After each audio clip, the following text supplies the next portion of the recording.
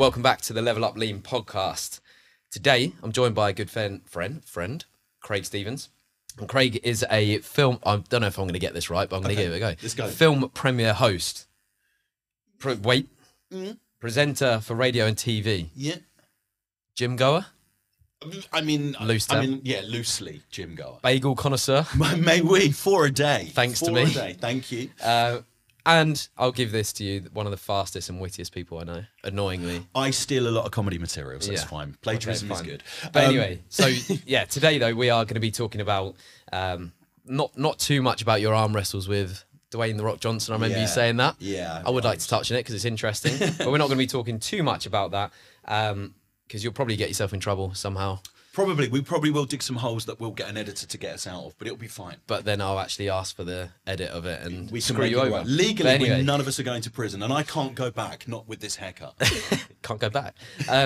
But more about a topic that I think is so important and definitely, particularly not spoken about enough with men, to do with fitness, and it all kind of ties in, and it does kind of link to your job and where you began with it and that sort of thing. So because this is such an important and sensitive topic, I think, if it's to do with eating disorders and a few other things as well. So I know Craig's not particularly comfortable about talking about it. I think this is probably the first time you've spoken about it. I've never really discussed. I think we've talked about it privately, but I've never talked about this on TV, and I've never talked about it on podcast or radio. Yeah. So it's a bit of a sensitive topic, and if this is triggering of any sort or upsetting, then I'm going to be dropping a link in the description of the podcast for something, but it will all tie together. So thanks for joining me on this. I massively appreciate it. Always a pleasure, you know that. And let's just get stuck in and see where this takes us. So, yeah.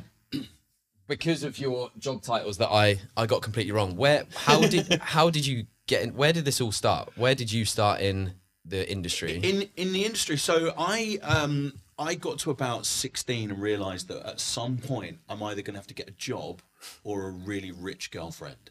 The chance of getting the girlfriend was remote, so I thought, let's go with the job. And I didn't want to work for a living. This is genuinely true. I didn't want to go to work for a living. I saw my dad go and work in an office every day, and he would go to work really early, he would come back really late, and I was like, this is not for me. So I thought, do you know what I'm going to do? I'm going to get a job on radio, because how hard can that be, right?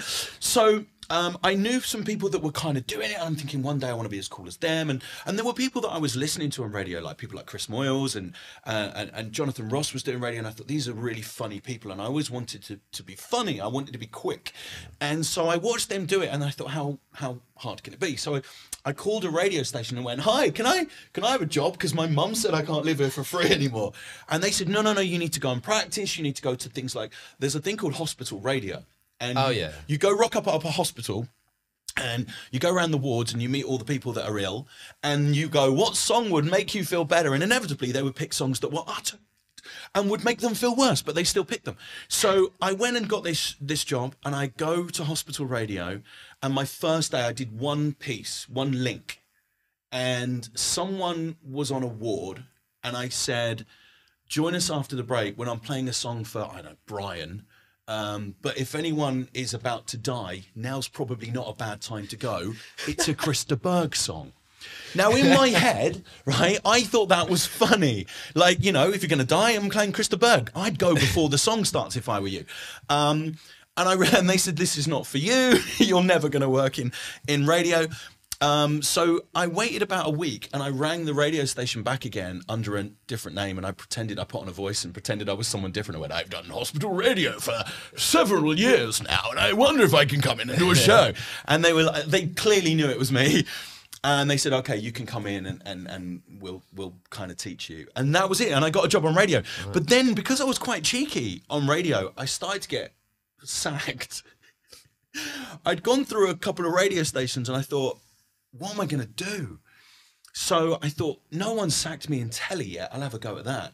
So I convinced a friend of mine who had a credit card to go buy a camera, and he filmed me doing jokes in the street. and I sent it to a TV show. Oh, really? And I think within about a few months, someone had put me on telly. Oh, cool. Idiots. Why were you getting sacked for radio? I was quite cheeky. I had things like called the I Love You call game, where we would phone someone I would pick your phone up and I would scroll through your phone.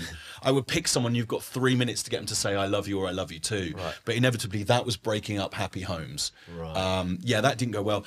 We had...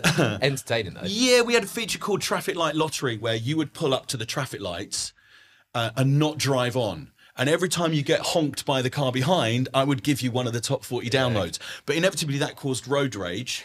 People were using their phones while they were driving. And then the police turned up at the radio station and said if I continued, I would get arrested. Oh, wow. And again, I ain't going back to prison. Look at me. Yeah.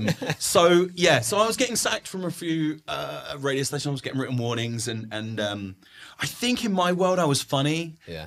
And I think the more I thought I was funny, the more of an ego was creeping in at a young age. And I thought I need to go and get a job on telly before I run out of radio stations. Yeah, cool. So then you've been doing bits and pieces like that ever since, and then... Yeah, bizarrely, I always thought I was going to have to get a real job. And I talk about movies for a living, and I get to interview film stars and host premieres and get away with it. And then...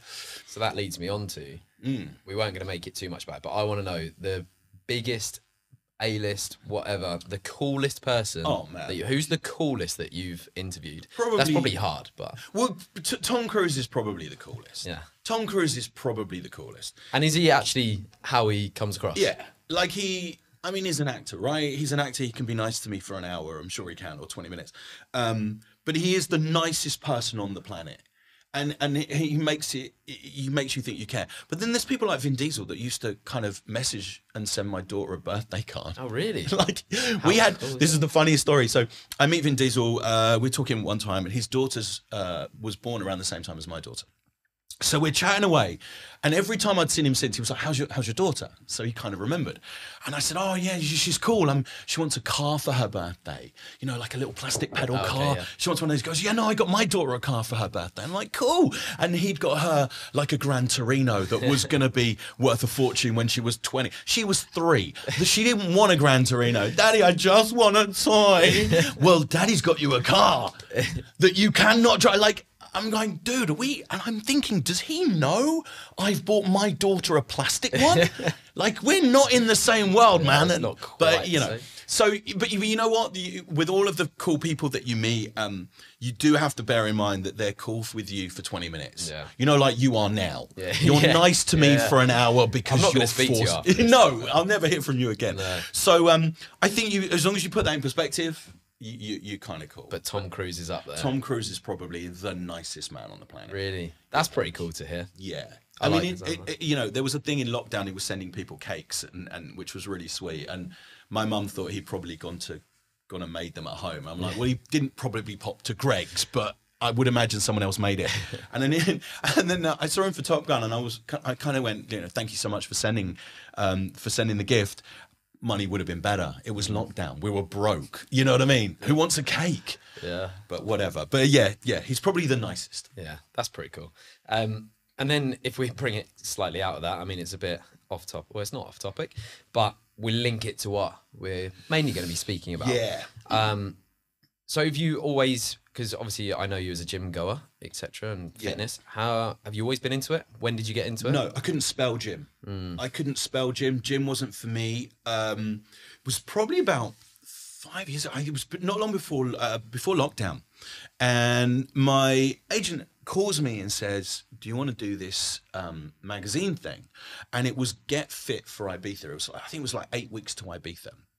And what they were going to do is do a before and after picture, and they were going to send you like, I don't know, protein and give you a trainer for 6 or 8 weeks. Now, as we know now, getting fit in 8 weeks is it's probably not going to massively change for most people in 8 weeks without drugs. But that's a whole other subject. That's a very different subject. Yeah. But I kind of thought, well, I'll have a go. I've never been to a gym before. Okay. I couldn't lift a weight. I didn't want to lift a weight. I knew nothing about sport. So I said yes. So they do the before pictures, and obviously as we all know in the world that we live in, we live in this fake world. The before pictures are always going to look worse than the after pictures. The after pictures, I'm going to have a tan. Someone's going to do my makeup. Someone's going to draw some abs on. Right, I'm going to look great. Yeah. So the irony was they did the after pictures and they're not much different to the befores. I was painfully skinny. And so you did get a little bit of shape because I had very little body fat, but not in a good way. Like I wasn't lean in a good, healthy way. I was lean in the most unhealthy way. And you were getting trained by someone at this point, right? At this point, they gave me a trainer, but it was like twice a week. But it was more for the magazine. Right. It was more for the promotion than it was to actually get me fit and healthy. But I did it. And I mean, up till that point, to put it in perspective, I was so skinny, Bob Geldof would have held a tribute gig for me. Like every Christmas, I deep down think they're singing about me. Do they know? No, he's just hungry. So I kind of did this, but I actually quite liked it. I liked it. It was all right. And so I finished doing it, and they sort of made the pictures a little bit better, I suppose. But it gave me a little bit of a bug, and thinking, you know what? I think if I can learn to eat better or eat at all, I was probably eating 1 meal a day. I was getting by on 1 meal a day and lots of fizzy drinks. As lots of people probably listening to this and watching this understand that, they fill you up. They make you full. You feel like you don't need to eat anything. It's a hunger suppressant. Right. Those sort of things. Right. Yeah. And it kind of works. If you probably want to get thin, but I didn't want to get thin. I just didn't want to eat. Yeah. I think a lot of people have that. And then I thought, right, okay, I'm gonna go to the gym. And then I moved to near you, and I find a little local gym, and I'm thinking, I'll have a go.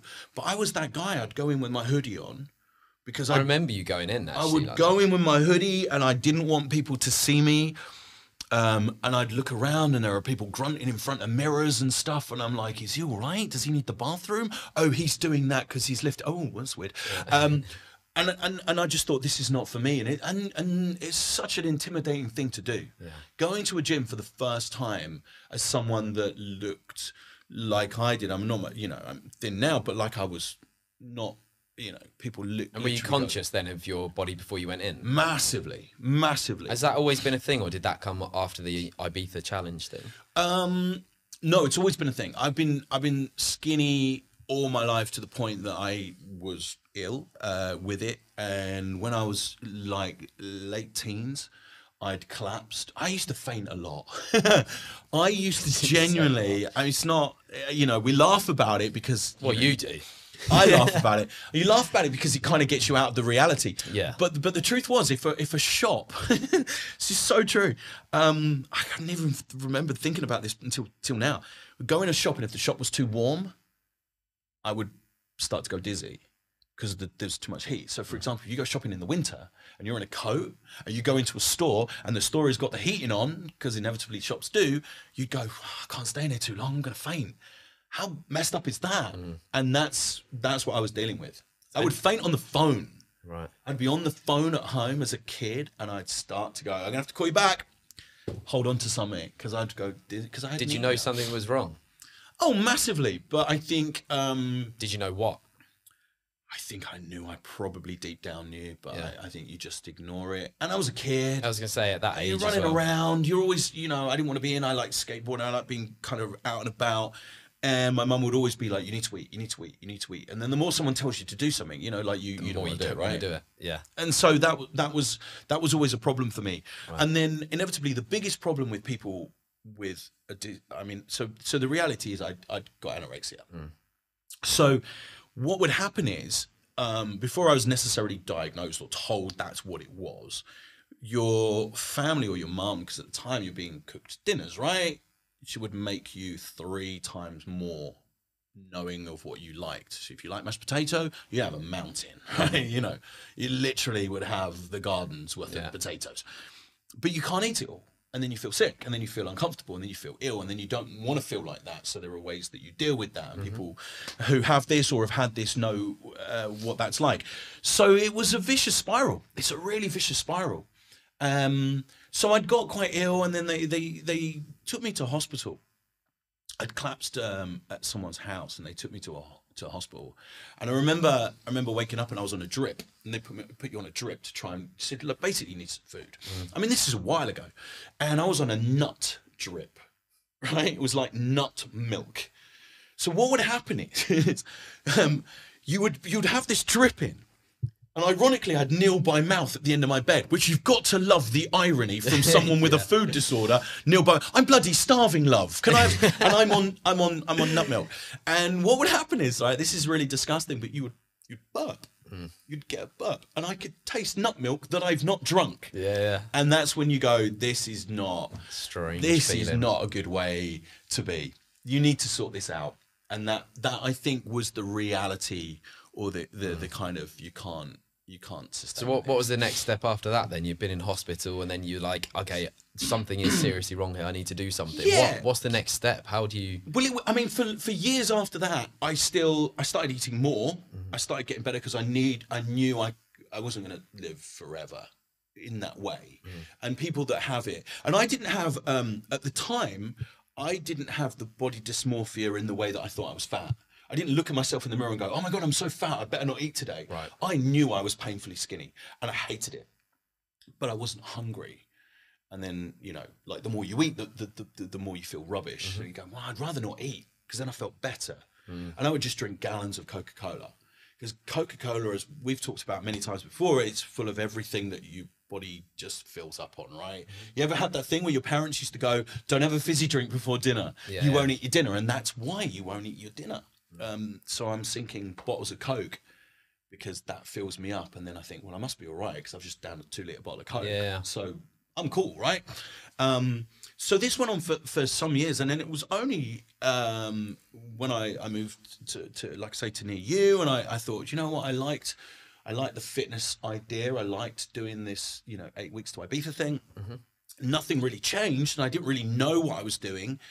But I thought maybe I'll go to the gym and I'll look online and I'll find some programs. But yeah, it's a daunting thing to go to the gym. Oh yeah, big time. So with all of that happening, and then you get approached for the 8-week Ibiza, where were you at mentally and like with your body with that at that point? Oh, I mean, with the 8-week to Ibiza thing, I was probably, if we're going to put it into kilos, I think I was about 68 kilos. And you're what, 6 kilos? 3? I'm 6'3". God, what a guess. Nice, I bought that. So at that point, what? It's a difficult one. I know it's raining 20 minutes before you do. That's how tall I am. I'm actually 5 foot 8.5. My precious. You are a hobbit. I'll take it. It's true. So did that make anything worse when you started doing it at all? Or where were you at that point? In terms of the training? In terms of... So in terms of like... after or not after, I'm guessing you were still struggling anorexia wise or coming out with it maybe. So did that make it worse? As that at that point I wasn't necessarily anorexic. I think that had passed. I think that was a time in an age and a thing, but there was obviously still a disorder there. I wasn't necessarily anorexic because I was eating, and I was trying to eat 2 or 3 meals a day, but my food wasn't great at that point. And was this all off of your own back?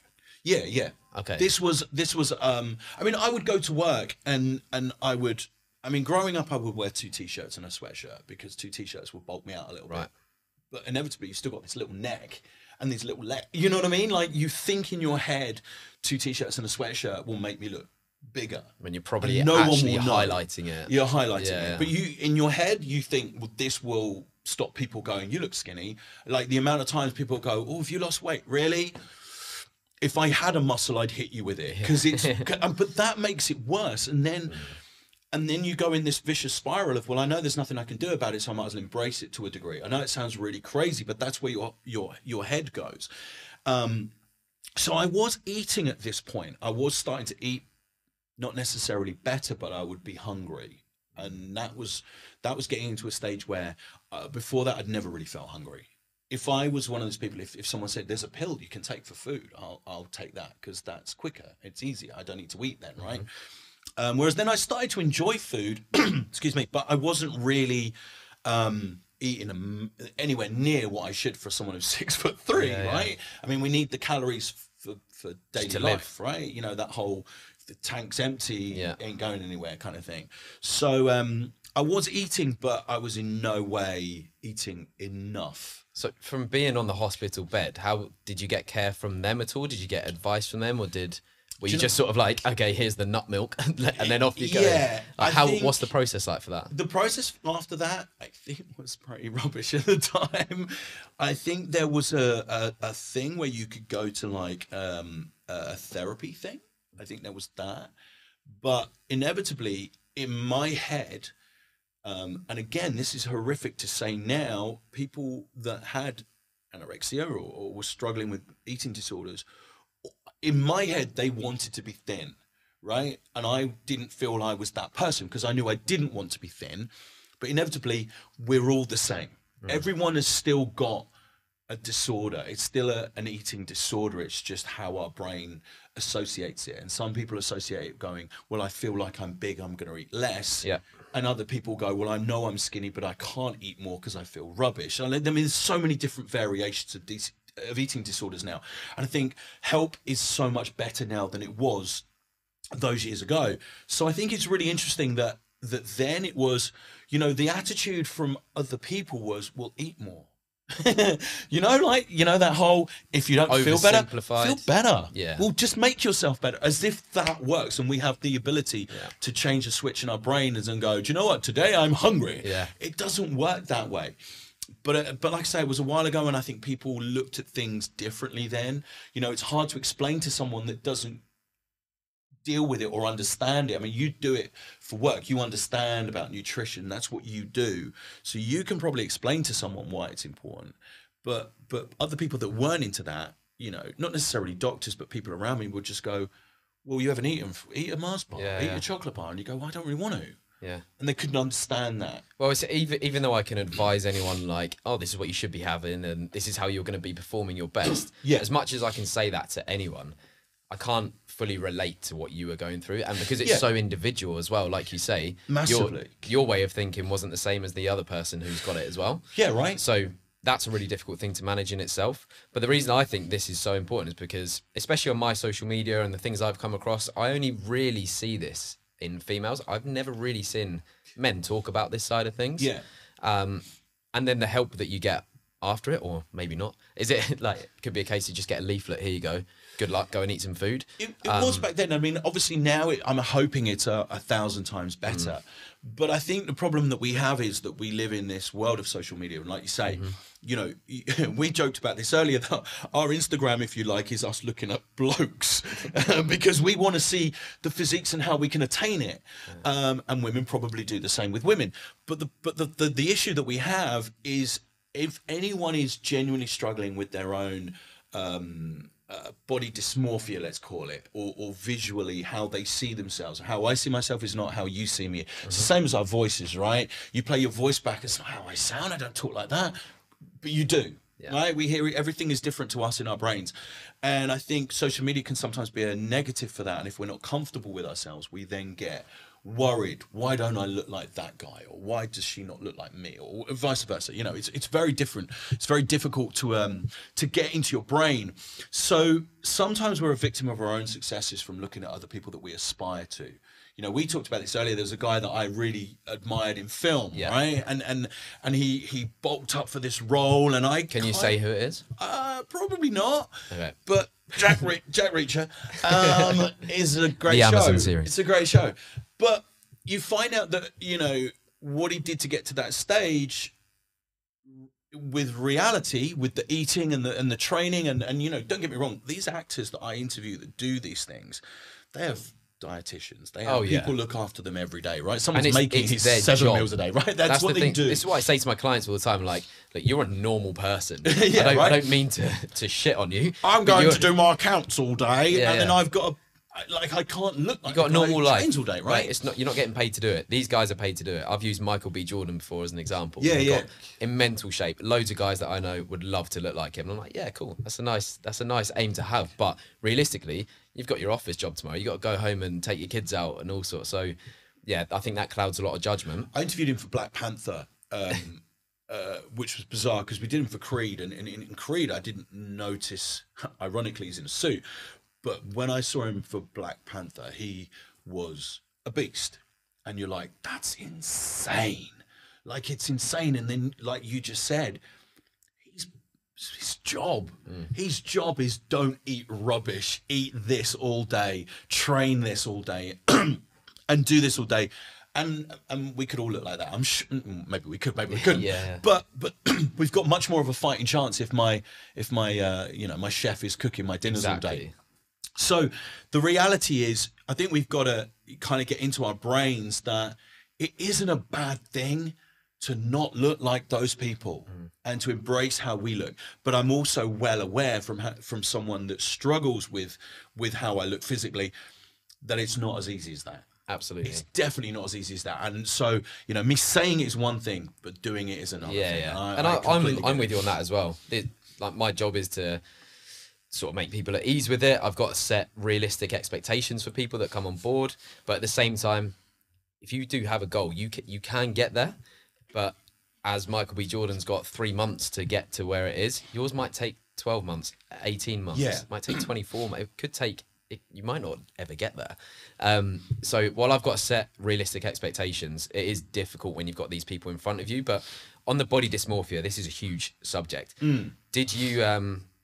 is this something that you had when the anorexia was around? Is this something that came later on, or has it always been there? So when I was painfully skinny, I was very aware I was painfully skinny. So I don't think I had that at all then. I knew what I looked like. I knew, like, I remember going on holiday once, right?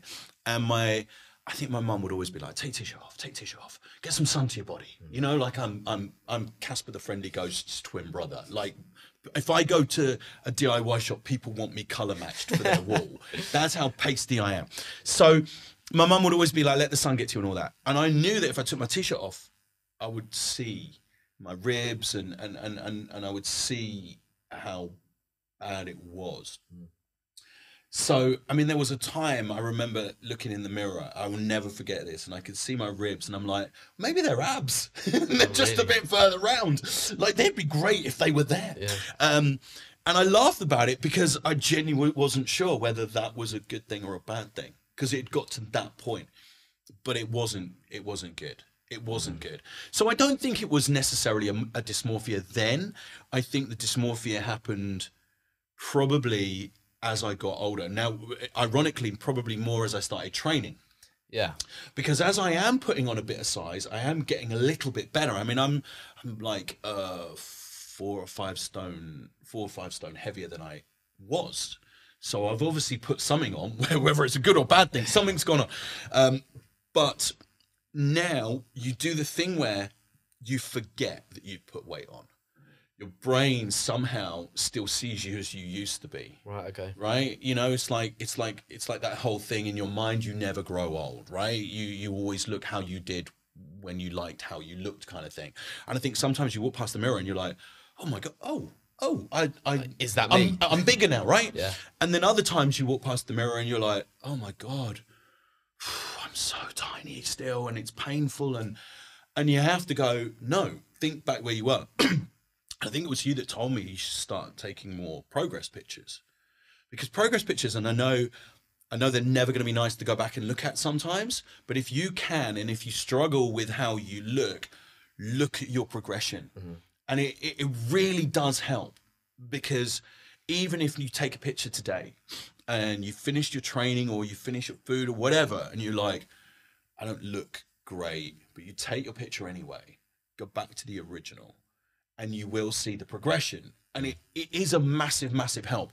But I think body dysmorphia, for me particularly, I don't think it will ever necessarily go. Yeah.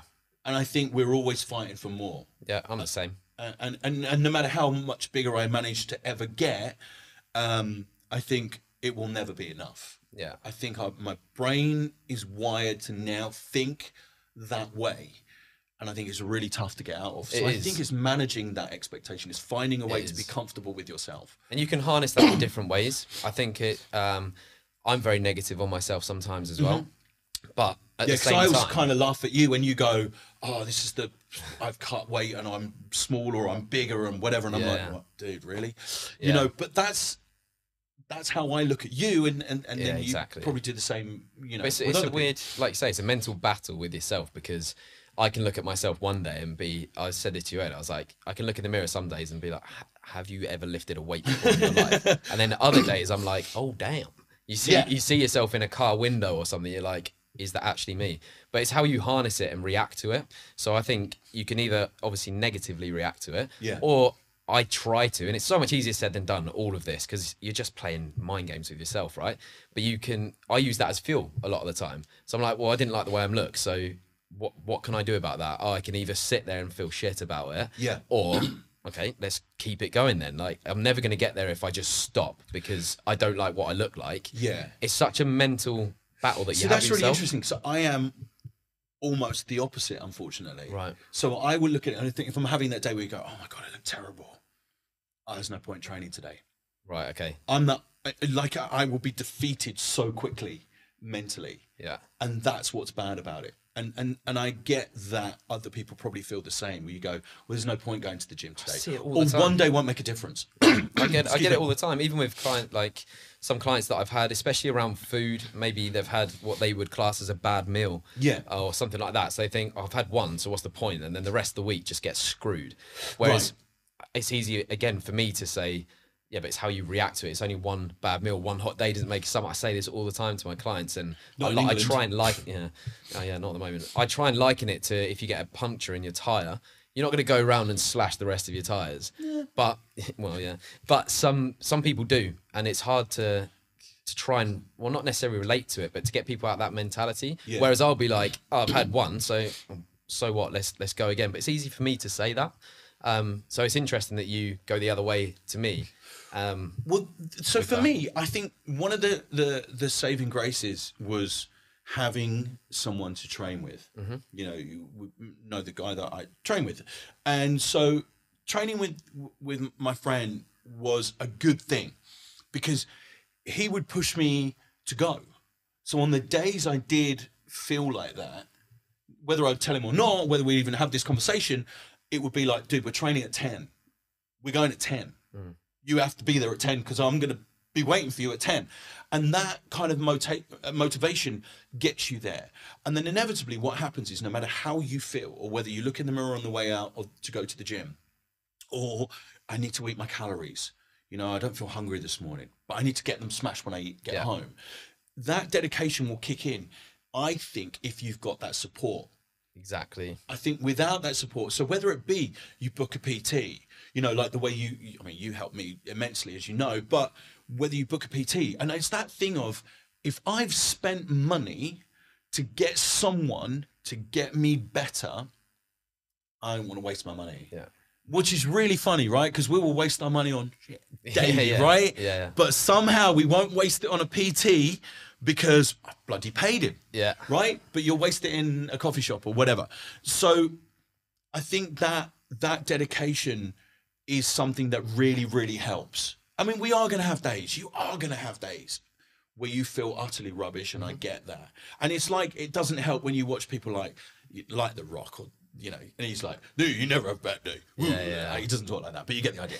and you kind of go, "Well, dude, you know, I've had 3 hours sleep, and that's all I need." No and days you're like, off. "Really? Whatever." I'll never tell him that to his face because he's bigger than me. But it's that whole thing of, I've had no sleep, I've got my family, I've got a babysitter, like, I've got to sort this out, I've got 2 hours, I've got to eat when I get home, and then blah, blah, blah. We find ways to make excuses for ourselves. And some days I get it, it's impossible. But then do it the next day. Yeah. There's always time. You've got an hour to sit and Google stuff or go through Instagram. Sit on Smash the Netflix. gym, right? Go smash the gym. And if you are on Netflix, I've got a movie on there. No, I'm kidding. Oh no, I don't. I've got one on Amazon. Oh, have you? Do you know about this? No, what's your movie? I'm gonna get battered from this from my mates. Oh, dude, where's my phone? Go to on, be what's it honest, I called? wasn't. Why have I not reviewed this movie? Well, because you probably didn't make it anywhere. But The Owners. Have you heard of that? It's a I do remake. know The Owners. The one in the house, the horror film. Yeah, in the yeah. house. Are you in The Owners? I'm in The Owners. Yeah. Are you an extra? Did you get I was a murdered? double actually. You were a double. Yeah. You're not actually in the movie then. No, I am. I've got screenshot. Well, I took pictures of my face. I was with Maisie Williams. Not Maisie. Yeah, Maisie's pretty much the only one who, spoiler, lives at the end of that movie, right? I can't really remember it. To be honest, I hope I don't get battered. It wasn't the best movie. You got battered in the film, I remember. No one lives except for Maisie. I was stabbed, yeah. So that was weird how that came about. And my name wasn't in the credits, which I'm fuming about. And she battered me for being a vegetarian. Now she's a vegan, I think. She destroyed me for it. I'm so bringing. So anyway, if you've got time, watch those. Maybe not. Don't watch my film. Maybe watch Craig's film. No, I'm in it for about 10 seconds. But you are right, and I say this all the time. There's 168 hours in the week. You can't make 3 hours a week. Yeah, right. Like, and I hate seeing it all the time. Like, you don't have time. I get people have busy lives, but you don't have 3 hours or 3 lots of 45 minutes or. Yeah. We can all do something to help ourselves move forward. And one thing that I'm thinking a lot about at the moment, and especially with clients and what I do for them, is like we've got to have that delayed gratification, right? You got to do those things when you don't want to do it, because further down the line you're going to benefit from it. Yeah. Which is such a hard mental battle to have with yourself, because you don't see results like that. It's not going to happen overnight. I think you're right. I think the biggest problem, I think training for me was way more mental than it was physical. So I think it is for me now. To start with, if it's physical, really, now it's more up here. Yeah, it's interesting because I think when you go in and you lift weights or whatever you're gonna do, you have to be a little bit more. I thought, well, if I'm not lifting big chunky weights, then I'm not really doing anything. This is pointless. And then I've learned that actually lifting something is better than lifting nothing. Yeah. Same with having that good meal as well. Right. Same with that. Same with sleep. Same with everything. So I think if you can get in your head that you don't need to lift the heaviest, you don't need to run the fastest or the furthest, you just need to find where you are and build. And it's you versus you, isn't it? Put that pressure on, right? But that was the problem for me. I went to the gym that time after this 8 weeks thing and went, well, I need to be bigger today. Like, I got a weight gain drink and I've got my protein. I remember your weight gain drink. How many calories that have in it? There was 1,800 in a drink, and that was more than heavy. It was more than I was consuming in food. Yeah. And I was drinking it going, I can't get to the gym because I might throw up. Yeah. And it was just horrific. Now I split it. I still have weight gain, but like I have half and half. But I think if you've got the will to want to do it, and you can find a personal trainer or a program or a friend, and you can do that, I think that is the biggest help you can do. Yeah. Particularly if you have a disorders, whether it be mentally or for me, like eating disorders or whatever. And even now, I don't eat certain foods. I was about to say, what's the ramifications been of that? What are the consequences? I cannot and will not vegetables, but I will smash them up and put them in a drink. Yeah. I have a little powder called greens. I was going to say, you got greens. Greens, and I put it in my orange juice and I whisk it up and I drink it. Why is that? I think it stems back mentally to how vegetables made me feel as a kid when I was forced to eat them. And again, that's another thing, right? When you're a kid, remember your mum will go, well, you're not getting down until you've eaten it. You go, well, I ain't getting down then. And trust me, I can sit this out longer than you can, right? While you're smashing Coke. Right. When I am half asleep at school tomorrow, I'll tell him it's because you wouldn't let me down from the dinner table. And I was that cheeky kid that would get away with it.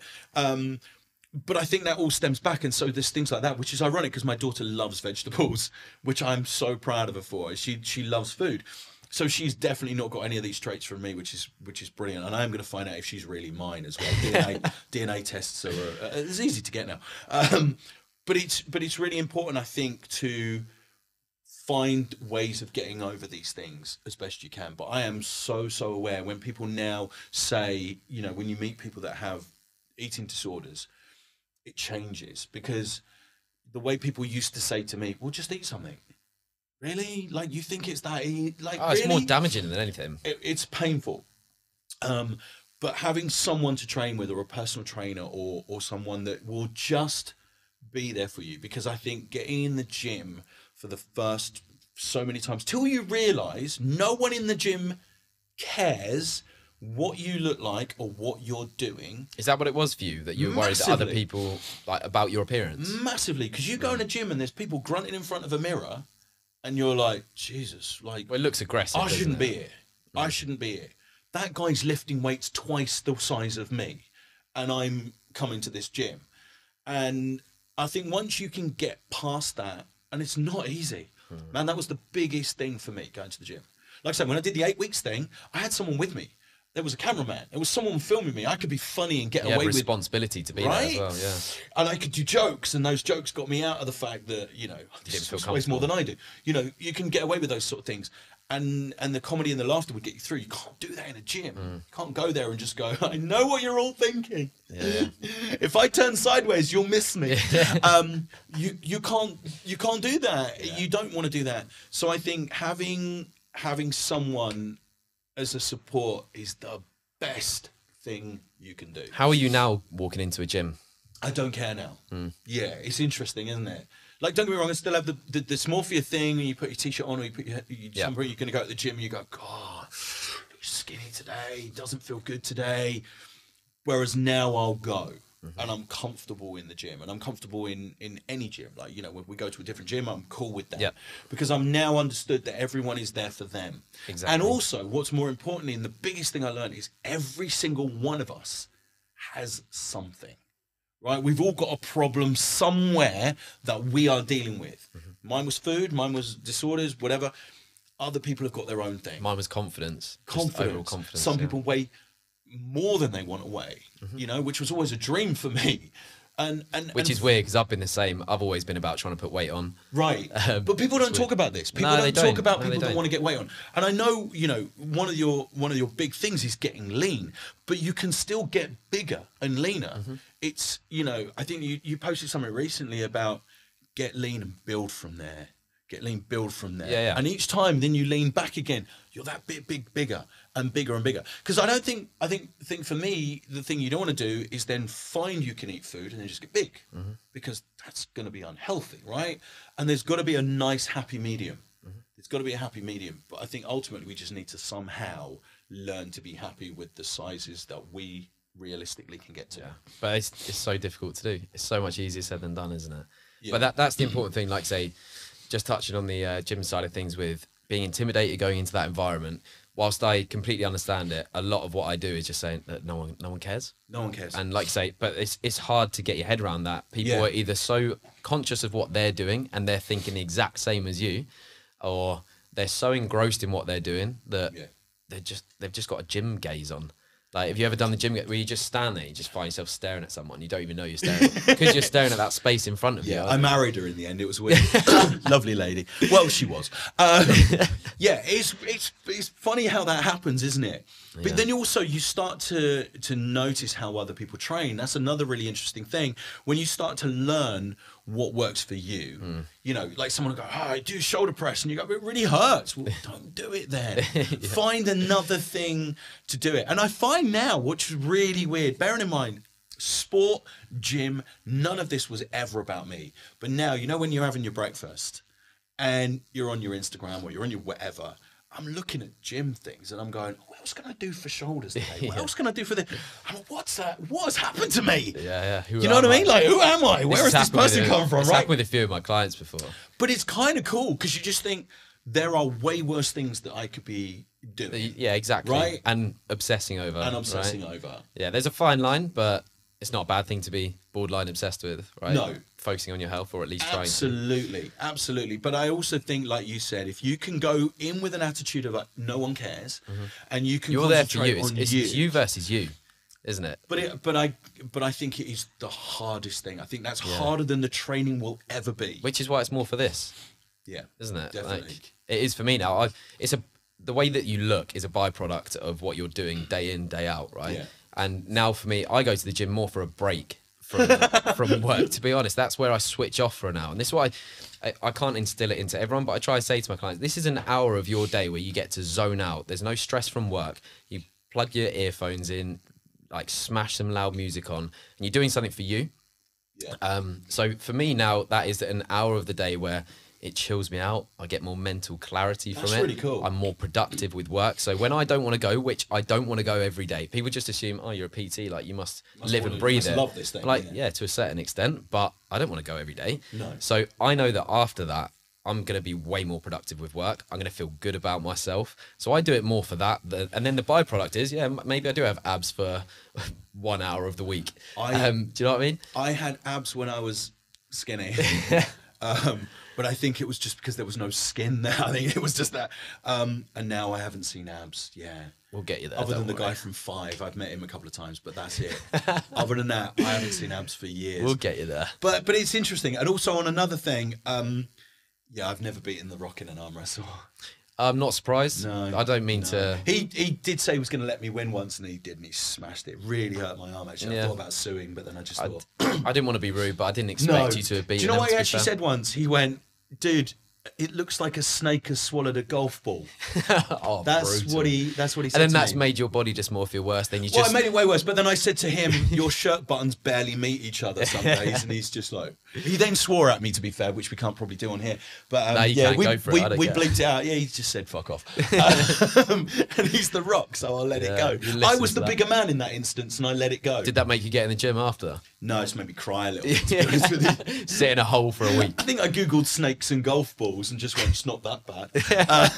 Still a look. Yeah. But yeah, he's never let me win. Yeah. Ever. I wouldn't if I was him. But so ongoing consequences of everything that's happened to you in the past now. Yeah. And it's still a daily, is it a daily thing that you still deal with to some extent? I think the visual thing of your Viewing skinny yourself. is still there. It's not there every day. And now I tell you what's really interesting is when you're buying clothes. Yeah. Right? And you've gone from buying smalls to mediums to now large. Extra large boys to small, but yeah. I was going to say, Same sort there of is thing. always a kids section. Baby Gap is awesome for everyone. I did live in Gap for a bit. But it's interesting when you go, oh, I must be different now because I'm buying this size. Yeah. And I was buying this size. And I think that's the biggest compliment in your head. That's other things to think about. So while you see on my Instagram page when I post people's transformations or their wins and things like that, it's actually those little things that are the better measures of success rather than the number on the scales, rather than like those photos, for example. That's when I knew that I was doing something. So it was Top Man for me, right? When I was maybe 16, between 16 and 18, I didn't fit in Top Man and all of my mates were going there. And I was in between sort of sizes. Honestly, it probably was Gap, to be fair. And then that day when I fit into a small Top Man, or it might have been an extra small, and I'm sure I've got some clothes from it still somewhere. And I should get it out as a reminder, but I fit into it and I didn't feel like an idiot. Yeah. And I was like, oh, this must be doing something. That's when I started to get into it a bit. But I was in between sizes, and I'm small anyway, but if you see my year 11 prom photos, I shouldn't be there. That's what I looked like. So I was always struggling with that. And then when I fit into that, I was like, oh my God, this is it. Now I'm a medium in most things. Like, oh, so what? But I fill out a medium and feel comfortable in it. But that's it. So that's it's a the huge feeling marker. comfortable thing, right? But for me, it was suits. So sometimes for shows that people get you measured for a suit. So what I kind of got away with to a degree was when someone makes clothes that fit you, and they're taken in or tailored or whatever, and everyone's kind of made them for you to a degree, or they tie the shirt in and restitch it for you. You do look all right because it fits you, right? So it's not like an oversized thing where the shirt doesn't fit you because you're so skinny. You look drowned. They've made it fit you. So you kind of got away with it. But now when those suits don't fit now, deep down I'm kind of proud. You're kind of happy about right? it. Yeah. You're kind of like, oh, damn, number one, I've got to go and get another suit. This is going to cost me a fortune. But gains. But gains, right? Yeah. And so it's a really nice problem to have. Yeah. It's a really nice another problem to have. mental battle. Yeah. But in a positive way. Absolutely. But I think, honestly, those little wins are the best thing. They're the best thing to get you through that mental change. And the biggest thing I think you have to do is not weigh yourself every day. Weigh yourself. Interesting. Don't- So yeah, if I weigh myself every day and nothing's changed, it's disheartening. Yeah, I get that. And it's probably the same for people leaning down, right? Getting leaner. It can be. Probably Again, go the it's other very way, I don't know. individual. I've worked with people, and I have some people we don't weigh because they don't react well to it, which is absolutely fine. You don't have to. I personally do because I I find it interesting. I'm just intrigued with it. I know that my weight's going to go up, down, up, down, up, down every single day. Yeah. So that's each to their own on that. I don't think there's any right or wrong way. If that works for you, great, stick with it. I've got a few people at the moment who we don't touch it. It doesn't matter. And we focus on the other wins that we can get. Yeah. From my standpoint, it's a measure that you can use. It's a tool that you can use. If you're not good with it, fine. I bought scales for home thinking, right, this is when we're doing the weigh myself every morning. I'm going to see how much I weigh. And then nothing was changing. I wasn't getting any bigger. And I'm thinking, this is just making me go, what's the point? As opposed to, as someone that needed, to put some size on.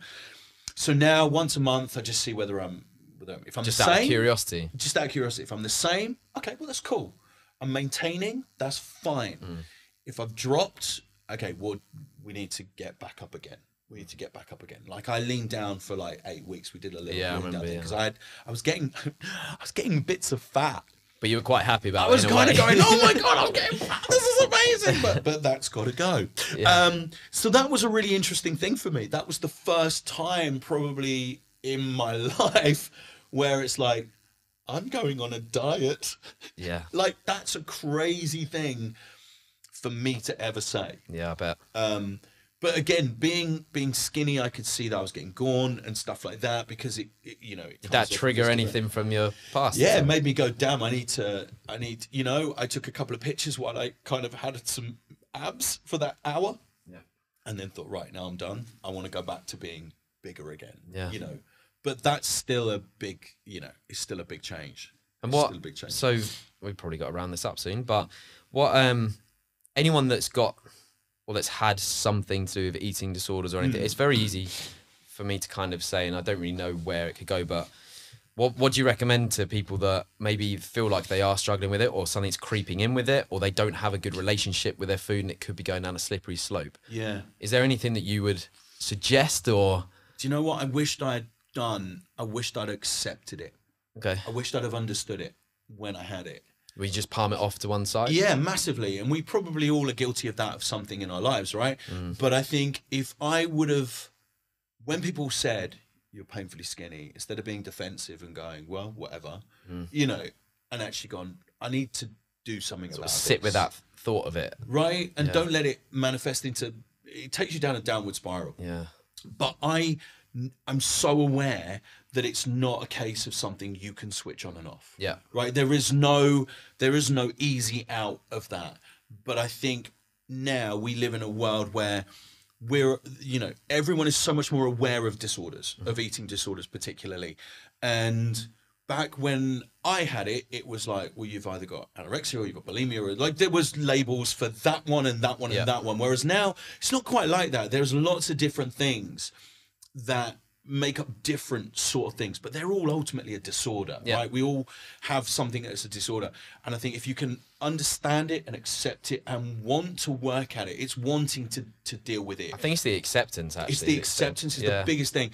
And if you can accept it and understand that's reality is what my problem is, that's the first step, isn't it? You can then get that help. And I think there is more help out there now. But like I say, I didn't want people to know. I didn't tell people. I never told anyone, never discussed it at all. I think other than my family, my parents, obviously, because, I was a kid, but no one knew. It wasn't something you went out and went, by the way, everyone, don't mock me because I'm ill. Yeah. It's borderline an illness, but it's oh, it is, isn't it? It's here. Yeah. It's definitely here. And like I say, I've still got a few things with food.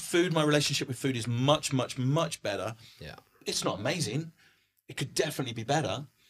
But I from think where it was, if you can accept it and you can go deal with it. Yeah. Don't let it manifest for any longer than it has to. Acceptance is a big one there, I think. It's so difficult. Yeah, I'll whack a link below to a website that I've got that I've actually referred people to before. Yeah. That's a really good help. I can't remember off the top of my head, but I'll whack a link in below. But apart from that, I think we'll wrap that up there. Yeah. Next time you see me, I will slap out of the rock. Oh yeah, I expect. And then run really fast. Give him a backhand around the he face. He can't run. Look at him. Yeah, no chance. No chance. No. Can you though? No, cool, of course I can't. But a bit faster than him. Yeah, clearly. Nice I'll get one. in a car. Yeah, thanks for that, Craig. Always a Massively pleasure. appreciate it. Always a pleasure. Hopefully it's helped someone out there. I'm sure it will do. Yeah. Or at least open some eyes to it, because I'm still learning about all that sort of stuff, and I want to support people as much as possible. Yeah. But like I say, I'll whack a link below, and I'll whack a link in the description. I guess if anyone wants to reach out to you for it, Yeah. I know you're not huge on social media side of things. You keep yourself low key. Yeah. But I know you very well. You'd be happy to speak to someone. Absolutely. I think it's accepting it, it's talking about it. I think more and more blokes need to talk about it. I think so. You know, don't get me wrong, women need to talk about it too. Yeah. Women need to talk about it too. Oh my gosh, yes. But I think men, we have this thing of we've got this ego and like there's never anything wrong with us because we're so cool.